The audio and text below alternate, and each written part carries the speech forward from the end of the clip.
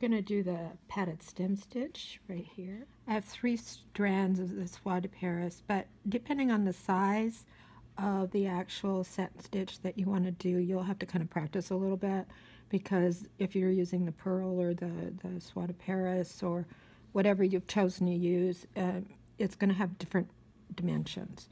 So I've tied a knot, and I'm actually going to do the padded part. And I put the needle down, and this is what is called a sacrificial knot or a lost knot. So I put that in, and what's going to happen is that as I'm doing the stitching, I'm going to catch the fabric. Sorry, I'm going to catch the thread on the underside, and then we'll cut this knot off, so it won't show at all. And when you're doing the padding part, and especially on an area that's going to the skinny, you know, we're wide and then go to the skinny part of it, the padding part has to also be thicker at one end than the other. So you want to take quite a long stitch, and that's maybe 3/8 of an inch, and then I come back right there. And you don't need to worry about it following the lines. You just need to just create the thickness from this, so it'll be quite thick at the end. So depending on the amount of thickness that you want, you'll have to kind of play with it, because everyone has a different you know, preference.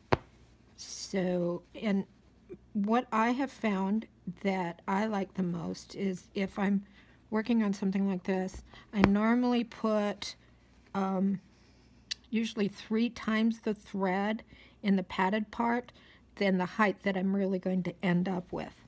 So I have 3 stitches, and I'm probably going to do, oh, maybe double that at the thick end. And then when you are actually creating the satin stitch on it, it will stand up you know, high like you want it to. So right here, you try to not stitch in the same spot, and it needs to kind of feather or decrease a little bit as you go. So here we'll go up to here, and remember, you don't need to worry about it not fitting in the lines other than where you actually are stitching. All right, so let's go ahead and move up, and I'm stitching down here, and see how it's just kind of crossing over itself. Now I've got this stitch coming up, and when you go back, I like to have it go under and kind of catch that padding, so it's kind of braiding it just a little bit. I don't know if that makes any sense, but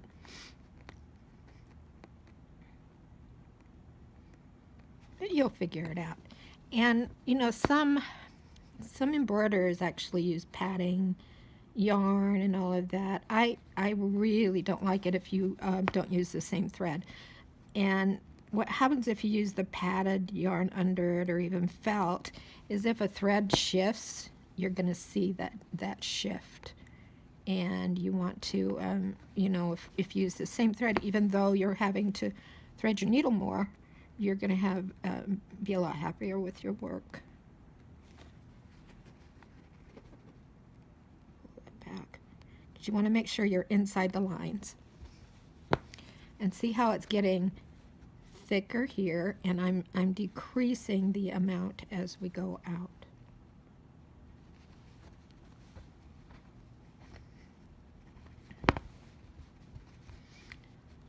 And sometimes you'll do this if it's all the same dimension. And if you have it all the same dimension, you'll just make the same amount of stitches here. So, you know, it just depends on where you're using the stitch.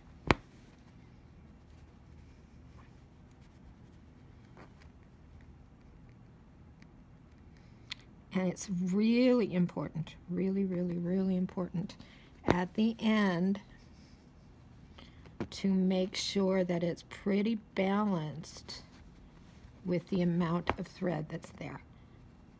So, as you can see, go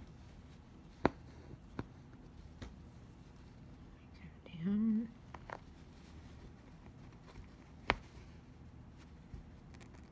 I'm going to do one more right here.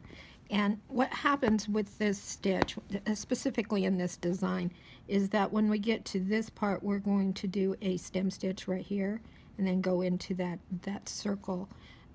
So you'll have to decide where you're going to stop the satin stitch to start that stem stitch. So I usually, when it becomes just one line, I go into it just a couple of stitches past that, so that it'll float right into the stem stitch. All right. And see how it's pulled over like that? Don't worry about it. Well, it's part of the process. So I want to get back to the beginning. So I stitch up, and then we're going to start. And it technically is wrapping this bulky thread. That's what we're doing. And I try not to catch the underside very much at all. My thought process is to go under your thread, not through the fabric. So what happens is that I've stitched all of these stitches down, and that anchors the actual wrap. So if you do catch your background, that's okay, but my intent is not to catch the background because we've established the anchor in the padding, and we want to just wrap it. Now, I try not to go too far without catching the back because that anchors the actual stitch. So about here, and I'm going to catch just a tiny bit of the background, and what that will do is anchor it to where the stitches won't like rotate up and down. There we go. Doesn't that look pretty? I love this.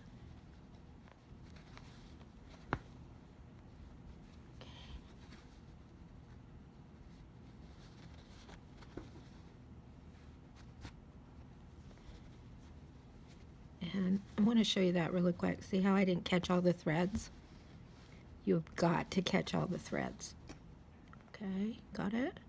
So I'm going to go and make sure I catch it all, because it will change the texture on the edges if you don't. So I'm going to just make sure I catch them all.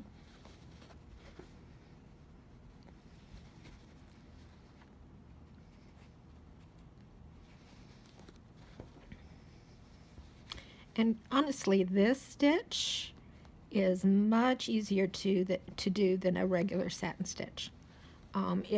It's self-controlling, so if you're in a space that you need to put a satin stitch, consider just doing a padded one, because the edges are much more of a line than when you're doing just a regular satin stitch. A regular satin stitch, you'll have the actual stitches will be what creates that line.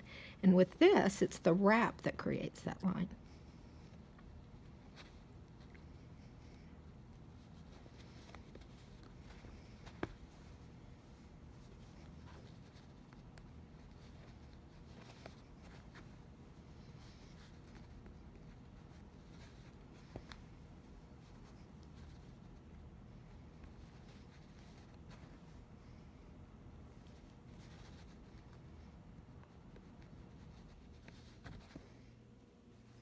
Can you see how it's getting skinnier and skinnier? And that's because of doing the actual padded part correctly.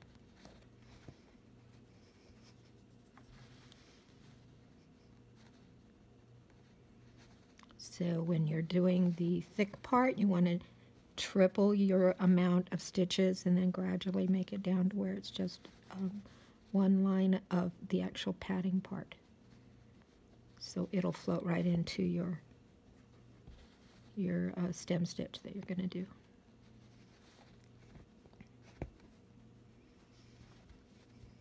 We don't want to miss that right there. I want to catch that.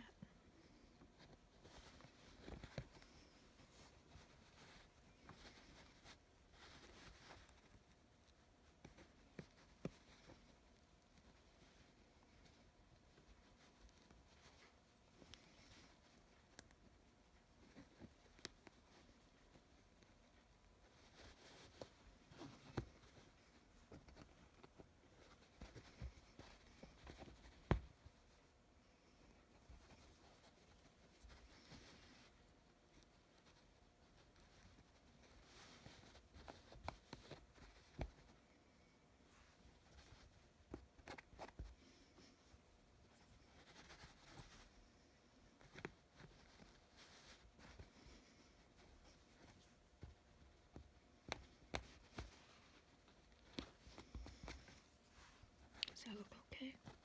Okay, I'm going to tie off. So I'm going to turn this whole thing over.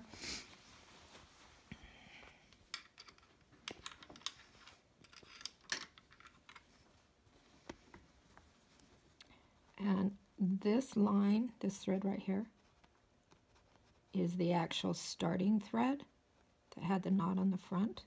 So what I'm doing now is just weaving the tail and catching that thread so that it actually is under control. When you're doing quilting, you cannot have your tails hanging out like that, because if you quilt next to it, it'll shadow through. So it's really, really important to make sure that you bury your tails and secure them. Now, silk actually unravels very easily, so doing like a little tight stitch like I watch people do on the internet, you flat don't want to do that. The silk thread will actually unravel, and then you have the quilting process. So in embroidery, when you're doing a regular just embroidery, what they're going to do is actually frame it, and chances are even put glass over it, so it's not going to have any strain. When you're doing a quilt, you're not only going to have strain on it, everyone touches them. You know how they do. And so if you don't lock everything and then it goes through the quilting process, it'll untie itself. So I put a little bit of liquid stitch right on that wrap and push it in. And sometimes if it's like a thicker thread, I'll get a little iron and press it and set it. But if you've wrapped it far enough, then just pushing it in. And what's going to happen is this looks a little bit bulky, but we're working with a piece that's going to be quilted. So that bulk right there actually acts as a trapunto. So you don't really need to worry about that. It's the tails. You do not want your tails hanging out because it shadows through and it creates all sorts of problems. Like your French knots, if you don't do them correctly, they will untie themselves in a quilt. So you've got to make sure that you lock your ends like in French knots and stuff. Okay, so now I can just cut this off right here. All right, we're going to do the same Voss knot, and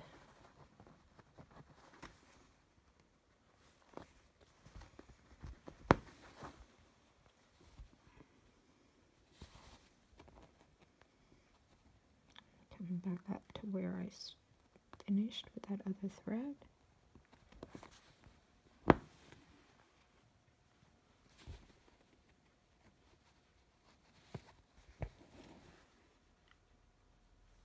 There we go. That's right.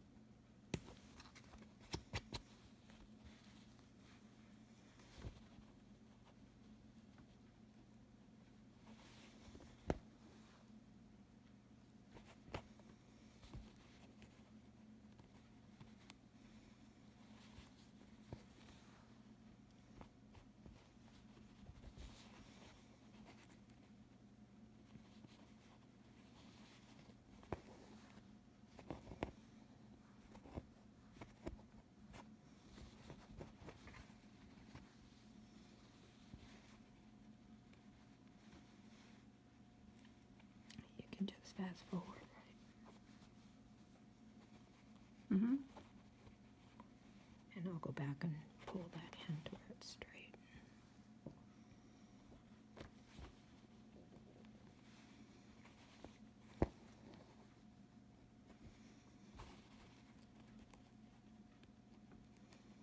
All right, we're at the point, and we're going to do a stem stitch at the point, which means that when I take a stitch, the point of the needle will be on top of where the thread is.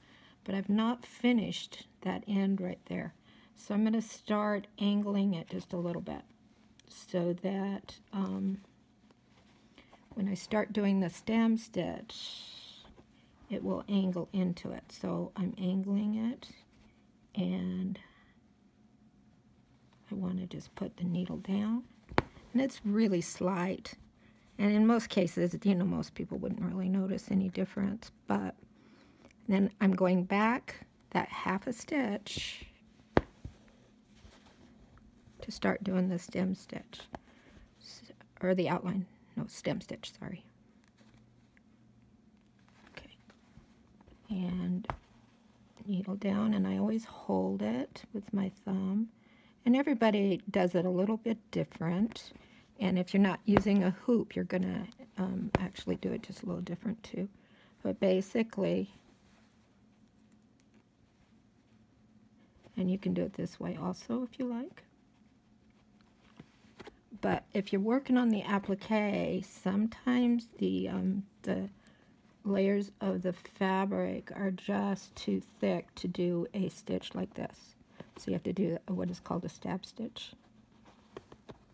Does that make sense? Okay, see? And as we move over, about halfway out, I'm going to drop one of the threads. So we only have 2 threads as we go around. So let me roll it over so you can see how I do that. And when you're doing like these little swirls, you can start with more thread and then decrease the amount, and it makes it look really nice. So let's pull this over. And when you drop one of the threads, you just tie a knot.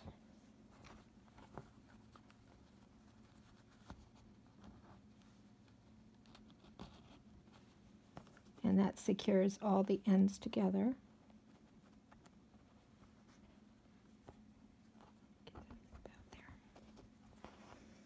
And you want to just pick one of the threads, it doesn't matter which one, but don't cut it at the knot, you'll lose it. You want to just cut it about 1/2 inch out. And cut it at the needle.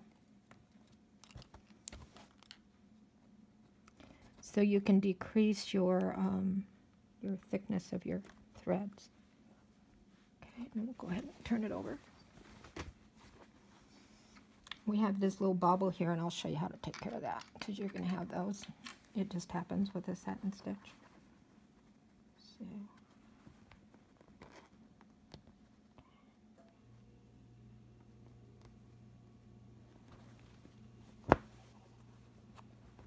We want to make sure that we get the point of that needle under that. So we're technically having, the thread is supporting itself. So if you have the needle coming up as you're going around an inside curve, like that, the point of the needle needs to go, let me stab that, to the inside of a curve. So the tighter the curve, the more important this is, and the tighter the curve, the shorter your stitch needs to be. Because if you do a long stitch on an inside curve, it straightens out those lines too much.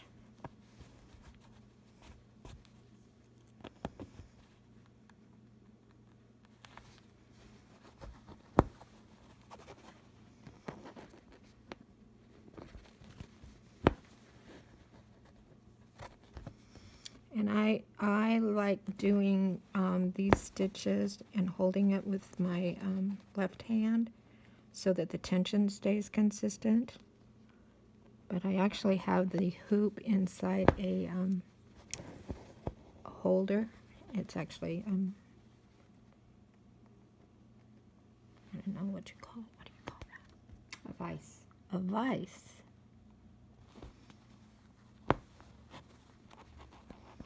And we hook up the vise. That's actually a 360 or something like that degree vise, so I can spin it around and tie knots and stuff. I've tried all of the actual stands that are out there, and none of them work like this. I actually have, I guess what it's called, a microwave stand in my house, and then we just nailed a board up so that we can clamp the vise onto the board, because it has to be clamped up like this, and then you can just use it to hold onto your piece. And as you can see, it's really, really stable. I have all these tremors, and if I don't have a stable hold on the hoop, it just magnifies the tremors. So it works really well, I think. You know, and you can spin it around and tie knots and clean up the back, and looks really good. And actually, I don't hoop the quilt because of the applique. There's none on this one, but the applique is so thick, if you tried to hoop it, it would actually rip the applique off. So and I think we have a video on it, but anyway, I wrap the hoop and then sew the block to the hoop, so you're not getting any of that problem at all with it. Isn't that cool how that looks? All right, and we're getting to the center here, and then we're going to move into the next stitch.